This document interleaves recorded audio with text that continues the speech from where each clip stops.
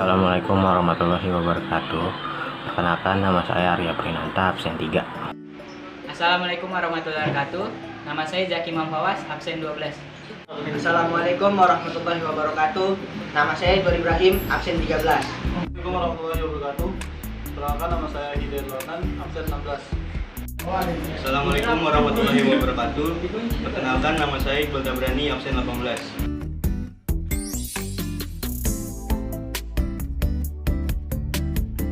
Di sini saya akan menjelaskan bab 2 tentang perlindungan dan penegakan hukum di Indonesia. A. Hakikat perlindungan dan penegakan hukum. 1. Konsep perlindungan dan penegakan hukum. Menurut Andi Hanja, perlindungan hukum adalah daya upaya yang dilakukan secara sadar oleh setiap orang maupun lembaga pemerintah dan swasta yang bertujuan untuk mengusahakan pengamanan, penguasaan, dan pemenuhan kesejahteraan hidup dengan hak asasi yang ada.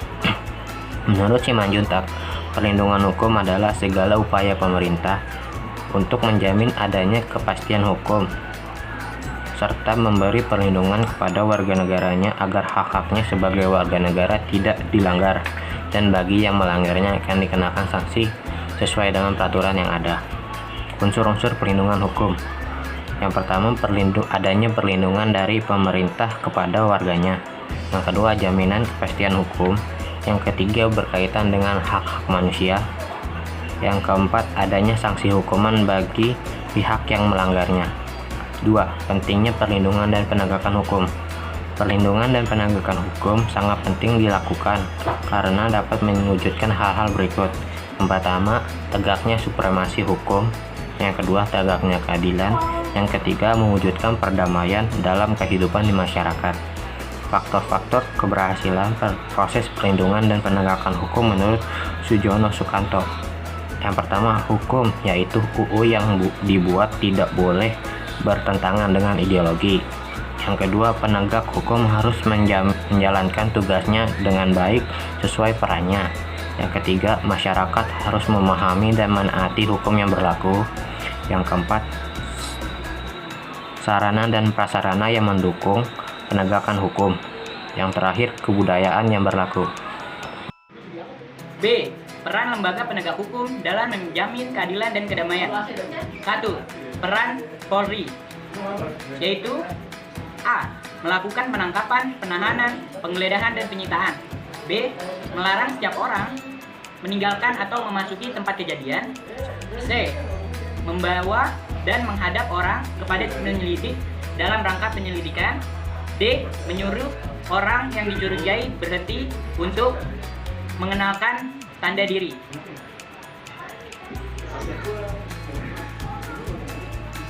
Lalu ada E. Melakukan pemeriksaan dan pemintaan surat, memanggil orang untuk didengar dan diperiksa, dan lain-lain.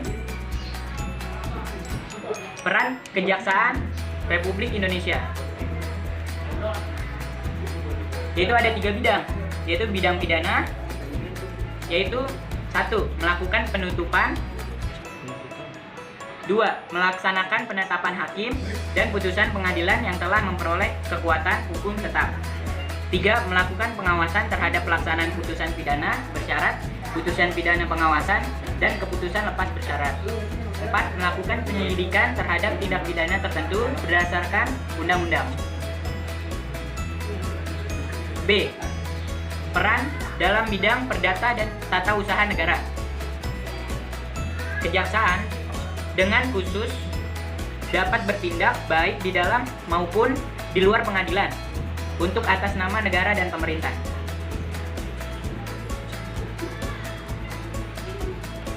C. Dalam bidang ketertiban dan ketentraman umum.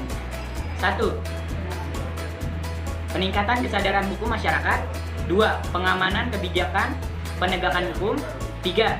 Pengawasan peredaran barang cetakan. 4. Pengawasan aliran kepercayaan yang membahayakan masyarakat dan negara. 3. Peran hakim sebagai pelaksana kekuasaan kehakiman. Di Indonesia, perwujudan kekuasaan kehakiman diatur sepenuhnya dalam Undang-Undang RI Nomor 48 Tahun 2009 tentang kekuasaan kehakiman. Definisi dari hakim itu sendiri yaitu pejabat peradilan negara yang diberi wewenang oleh undang-undang untuk mengadili. Dalam upaya menegakkan hukum dan keadilan serta kebenaran, hakim diberi kekuasaan yang merdeka untuk menyelenggarakan peradilan. Dengan kata lain, hakim tidak boleh dipengaruhi oleh kekuasaan-kekuasaan lain dalam memutuskan perkara. Menurut ketentuan Undang-Undang RI Nomor 48 Tahun 2009 tentang kekuasaan kehakiman, hakim berdasarkan jenis lembaga peradilannya dapat diklasifikasikan menjadi 3 kelompok berikut. 1. Hakim pada Mahkamah Agung yang disebut dengan Hakim Agung. 2. Hakim pada badan peradilan yang berada di bawah Mahkamah Agung, yaitu dalam lingkungan peradilan umum, lingkungan peradilan agama, lingkungan peradilan militer, lingkungan peradilan tata usaha negara, dan hakim pada pengadilan khusus yang berada dalam lingkungan peradilan tersebut. Dan yang terakhir, yang ketiga, hakim pada Mahkamah Konstitusi yang disebut dengan Hakim Konstitusi.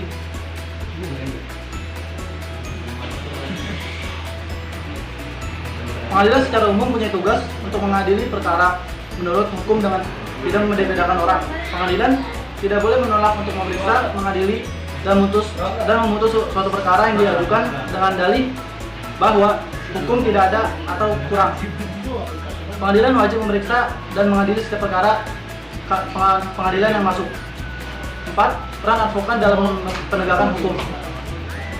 Advokat ialah orang yang berprofesi memberi jasa hukum baik di dalam maupun di luar pengadilan.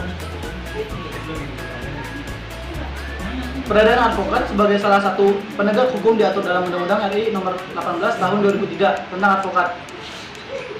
Adapun persyaratan menjadi advokat diatur dalam pasal 3 Undang-Undang RI Nomor 18 Tahun 2003, yaitu yang pertama, warga negara Republik Indonesia. Yang kedua, bertempat tinggal di Indonesia. Yang ketiga, tidak berstatus sebagai PNS. Yang keempat, berusia sekurang-kurangnya 25 tahun.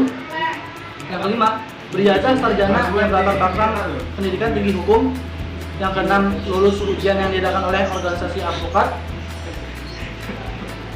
Yang ketujuh, magang sekurang-kurangnya 2 tahun terus menerus pada kantor advokat. Yang kedelapan, tidak pernah dipidana karena melakukan tindak pidana kejahatan yang diancam dengan pidana penjara 5 tahun lebih. Yang ke-9, berperilaku baik, jujur, tanggung jawab, adil, yang punya integritas yang tinggi. Pada Undang-Undang RI Nomor 18 Tahun 2003 pula diatur hak dan kewajiban advokat. Haknya antara lain, advokat bebas mengeluarkan pendapat atau pernyataan dalam membela perkara. Yang kedua, advokat bebas dalam menjalankan tugas profesinya untuk membela perkara yang menjadi tanggung jawabnya dengan tetap berpegang pada kode etik profesi dan peraturan perundang-undangan. Yang ketiga, advokat tidak dapat dituntut baik secara perdata maupun pidana dalam menjalankan tugas profesinya dengan itikat baik untuk kepentingan pembelaan klien dalam sidang pengadilan. Yang keempat, advokat berhak memperoleh informasi, data, dan dokumen lainnya. Yang kelima, advokat berhak atas kerahasiaan hubungannya dengan klien. Yang keenam, advokat tidak dapat diidentikan dengan kliennya dalam membela perkara klien oleh pihak yang berwenang atau bermasyarakat. Kewajiban advokat yaitu antara lain, yang pertama, advokat dalam menjalankan tugas profesinya dilarang membedakan perlakuan terhadap klien berdasarkan jenis kelamin, agama, politik, turunan ras, atau latar belakang sosial dan budaya. Yang kedua, advokat wajib merahasiakan segala sesuatu yang diketahui atau diperoleh dari kliennya karena hubungan profesinya. Yang ketiga, advokat dilarang memegang jabatan lain yang bertentangan dengan kepentingan tugas dan martabat profesinya. Yang keempat, advokat dilarang memegang jabatan lain yang meminta pengabdian sedemikian rupa sehingga merugikan profesi advokat. Yang kelima, advokat yang menjadi pejabat negara tidak melaksanakan tugas profesi advokat selama memangku jabatan. 5. Peran Komisi Pemberantasan Korupsi. KPK adalah sebuah komisi yang dibentuk pada tahun 2003 yang bertujuan untuk mengatasi, menanggulangi, dan memberantas korupsi. Untuk mencapai tujuan tersebut, KPK mempunyai tugas sebagai berikut. Yang pertama, koordinasi dengan instansi yang berwenang melakukan pemberantasan tindak pidana korupsi. Yang kedua, supervisi terhadap instansi yang berwenang melakukan pemberantasan tindak korupsi. Yang ketiga, melakukan penyelidikan, penyidikan, dan penuntutan terhadap tindak pidana korupsi. Yang keempat, melakukan tindakan-tindakan pencegahan tindak pidana korupsi. Dan yang kelima, melakukan monitor terhadap penyelenggaraan pemerintahan negara. Selain memiliki tugas tersebut, Komisi Pemberantasan Korupsi juga memiliki wewenang antara lain yang pertama mengkoordinasi penyelidikan, penyidikan, dan penuntutan tindak pidana korupsi. Yang kedua, menetapkan sistem pelaporan dalam kegiatan pemberantasan tindak pidana korupsi. Yang ketiga, meminta informasi tentang kegiatan pemberantasan tindak pidana korupsi kepada instansi terkait. Yang keempat, melaksanakan dengan pendapat atau pertemuan dengan instansi yang berwenang melakukan pemberantasan tindak pidana korupsi. Yang kelima, meminta laporan instansi terkait pencegahan tindak pidana korupsi. Dalam menjalankan tugas dan wewenangnya, KPK punya asas untuk dijadikan pedoman, yaitu satu, kepastian hukum, yakni asas dalam negara hukum yang mengutamakan landasan peraturan perundang-undangan, kepatuhan dan keadilan dalam setiap kebijakan menjalankan tugas dan wewenang KPK. Dua, keterbukaan, yakni asas yang membuka diri terhadap hak masyarakat untuk memperoleh informasi yang benar. Ketiga, akuntabilitas, yakni asas yang menentukan bahwa setiap kegiatan dan hasil akhir kegiatan KPK harus dipertanggungjawabkan. Yang keempat, kepentingan umum, yakni asas yang mendahulukan kesejahteraan umum dengan cara yang aspiratif, akomodatif, dan selektif.